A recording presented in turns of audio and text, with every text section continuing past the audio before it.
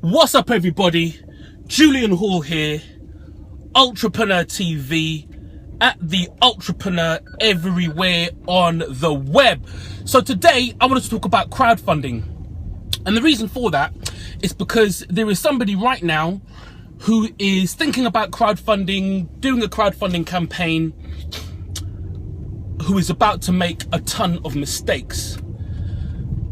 And I wanted to share with you some of the factors which contribute towards having a successful crowdfunding campaign. Because if you haven't heard of crowdfunding, you shouldn't be watching this video. No, I'm only kidding. If you haven't heard of crowdfunding, oh, hold on. Let me get my swag right. Start looking good? All right, cool. So if you haven't heard of crowdfunding, crowdfunding is a way in which you can raise money for your business or project from lots of investors instead of just one. So, i.e. the crowd. And that could be hundreds of investors. And generally they are members of the public, Joe Blogs, members of your target audience, instead of that one hard-nosed or group of hard-nosed investors. It's a huge phenomenon. In 2014, $10 billion were raised through crowdfunding campaigns, and in 5 years they predict that to grow to 500 billion. And in the last 5 years, crowdfunding has grown by 1,000%. So it's a massive opportunity for businesses to raise capital. So top tips for crowdfunding campaign. Let's do this. The first thing is to think about your product or service or business that you're promoting.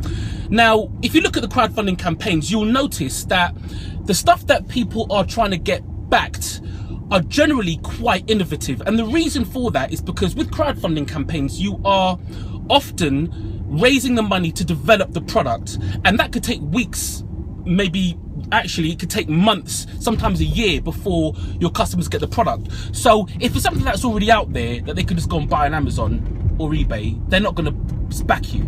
It's got to be something that generally doesn't already exist or is a really innovative twist on something that already does exist.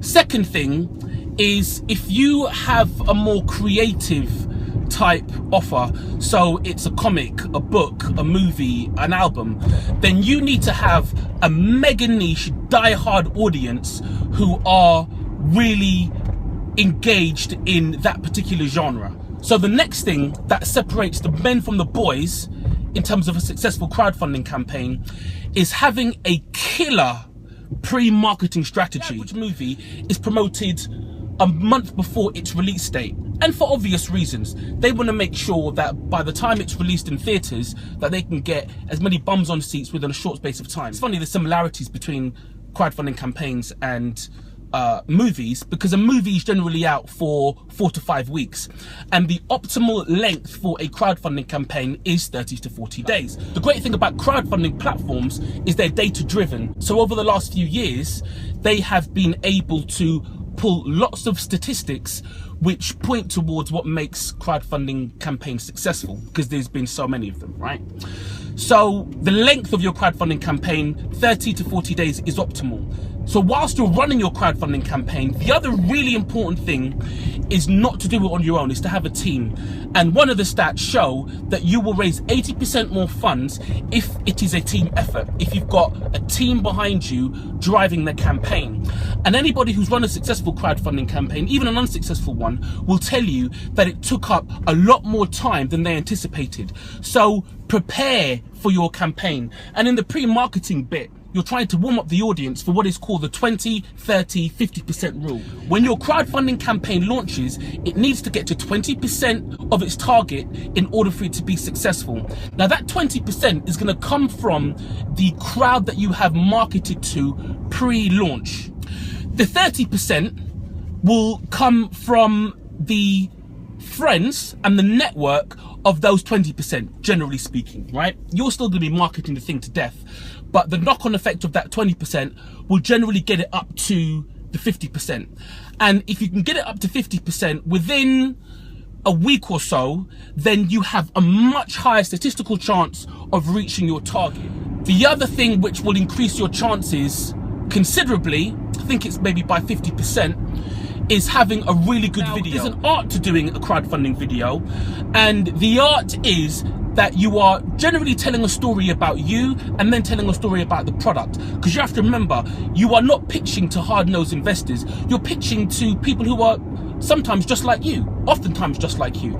So you're pitching to normal people, and normal people need to be driven emotively. They're not going to necessarily be driven by hard-nosed facts and figures, but they're going to be driven by a story. So another really great strategy is when you are trying to get this 20% on board during your pre-marketing phase, is to identify influencers and potential investors or backers and go and meet them. I know we live in a very digital, online, social world, but the reason I'm suggesting that as a strategy is because I have backed campaigns based on the fact that the founders have come out and met me. Not all the time, but there's been a number of times when that's what has been the differentiator. The fact that they have sat down in front of me face to face and I could look in the whites of their eyes and see whether or not they can do it. So the last point I want to make, and I've already made it, but I want to reiterate it, is that crowdfunding, as much as you'll see a ton, and I mean a ton, of really successful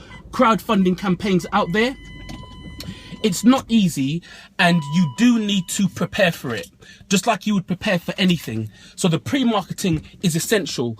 Doing this hit list of investors or backers is essential. Doing a really good video is essential. Thinking about your offering, you know, whether it's your perks or whether it's the equity, is really, really important. Do not take anything for granted when you are running a crowdfunding campaign, because as much as the tech news will promote all of the successes, there is a wasteland of failures in the crowdfunding sector. The crowdfunding platforms are extremely helpful.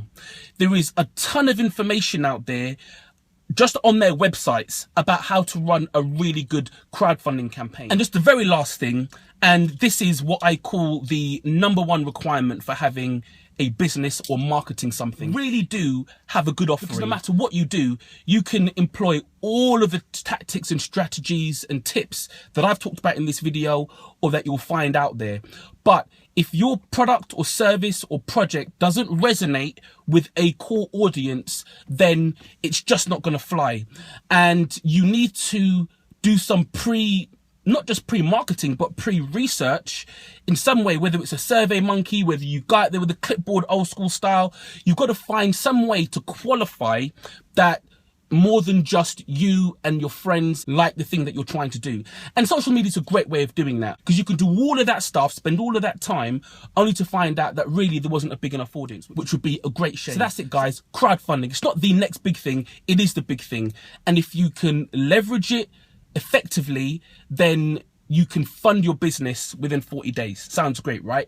So if this video was helpful, do share it with somebody. And that's it. Julian Hall, Ultrapreneur TV, @the Ultrapreneur. I'm out of here. Peace.